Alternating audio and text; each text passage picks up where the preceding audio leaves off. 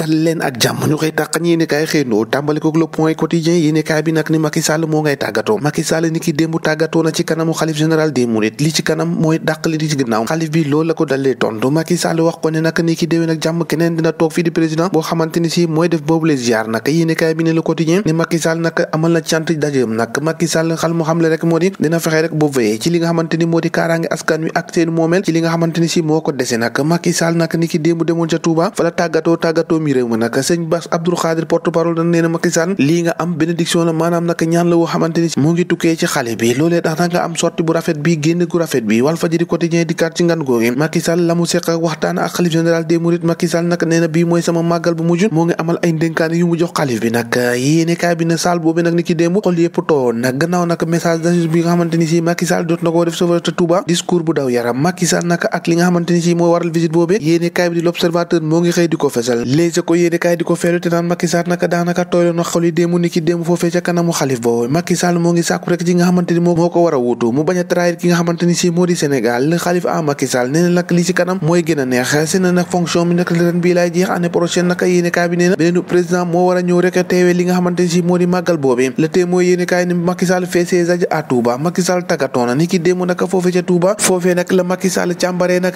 réalisation yi nga xamante ni jot na koo def foofee ca diwaanu Touba l'info yéene kaay ci ngan googe la des nag nee na Macky Sall tàggatoona waaye nag fexe na ba sàkku rek ci nga xamante ni moo ko nar a wuutu mu bañ a trahir Sénégal ndax am na loo xamante ni si moom nag jot na koo def ca Touba di ay réalisation ni ki démb nag fësal nañ lépp nag ñu fësal leneen te wax ci ki nga xamante ni si moo di Cheikh Bara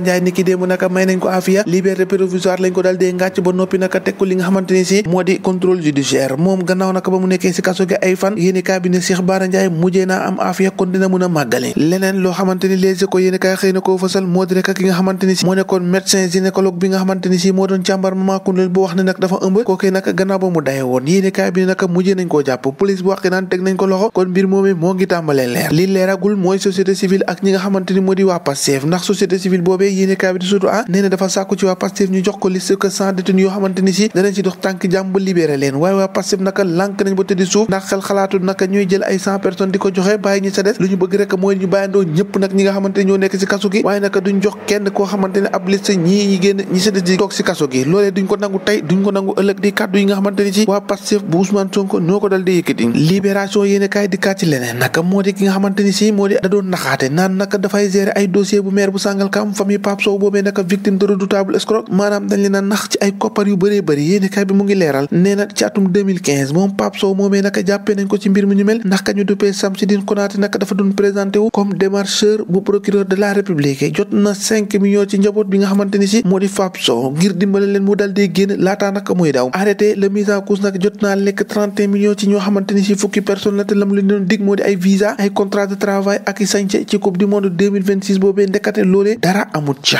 wax ci suñu làmb yéene kaay wax ci Gambie bi nga xamante ni si foofu la gaay boo ko amee ab face à face audience ak le président Adama Barrow la ñu amal super ndaje Ama Modou Lo Tapha Tine Eumeu Sène naka aumône yéene kaay bi de soirée gala boo xamante ni si Pape Diouf moo ko war a animé ni ki 9 septembre 2023 yéen nit ñi di lijjanti réew mi ngeen wax waxu làmb ñoo ko déggandoo jaa ngeen jëf ba ëllëg